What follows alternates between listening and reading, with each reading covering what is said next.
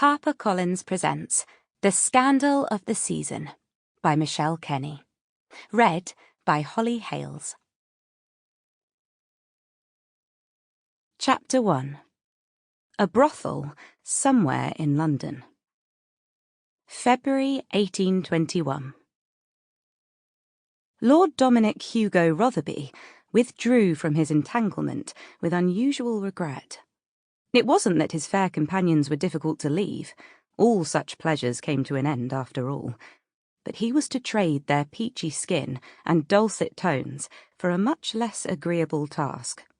And he wasn't in the mood for murder. Thoughtfully, he surveyed his sleeping companions, their limbs entwined like sirens, wondering where to hide their fee, so neither had the chance to abscond with the whole. He'd been burned before, and had no desire for that curmudgeon, Johns, to be sending demands any time soon.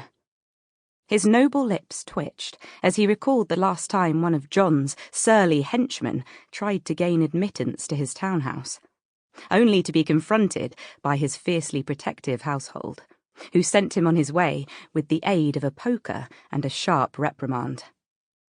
Benson, his elderly butler, and Mrs. Farley, his housekeeper, were still a force to be reckoned with, even in their dotage, though it didn't stop them worrying their young master was dicing with the devil. Suppressing a smile, he leaned low over the copper-headed beauty to graze the rise of her pale breast, before crossing the floor to slip 4 shillings into their discarded stockings. He liked to be generous where he could, and tonight he had appreciated their company more than usual. "Thank you, Rotherby darling," her sable-haired friend murmured before drifting back to sleep. He nodded as he picked up his pocket watch, its tiny archaic arms glinting back in the moonlight. It was a poignant reminder, and his gaze narrowed briefly, before he retrieved the rest of his scattered clothing and dressed with the same careless grace that always made his tetchy tiger grin. Horace, the most talented and exceptionally ill-humoured member of his household staff, was just a grubby orphan when Dominic chanced upon his skill with his precious team of chestnuts. Yet, in less than a few months, he was managing the entirety of his governor's stable, with the kind of canny acumen that made his lordship the envy of the ton. He was also the only member of his lordship's domestic staff with courage enough to tell him exactly what he thought, precisely when he thought it. And his governor's relaxed Corinthian style had long been a source of great amusement to him.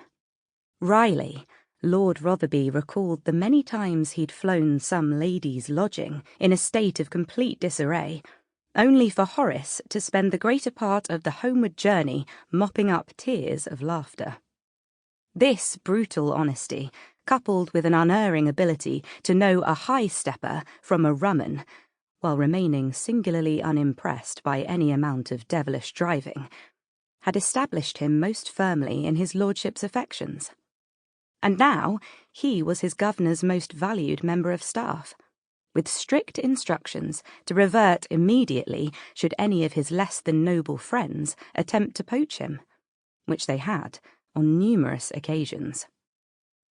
Lord Rotherby sat down to pull on his spotless Hessian boots, his only fashionable quirk, before casting a final, rueful glance back at the most agreeable hour he'd spent all week.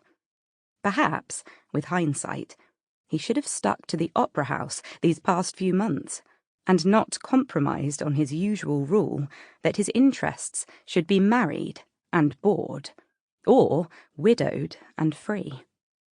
He wouldn't make that mistake again.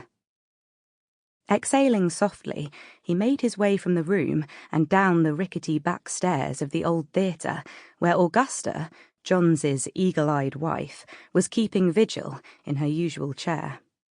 He nodded. He might enjoy the crime, but he didn't have to court the villains. "I trust you enjoyed your company, my lord?" Augusta asked, her sly words rasping inside her rotten teeth. "Our opera girls have quite the Sample complete. Ready to continue?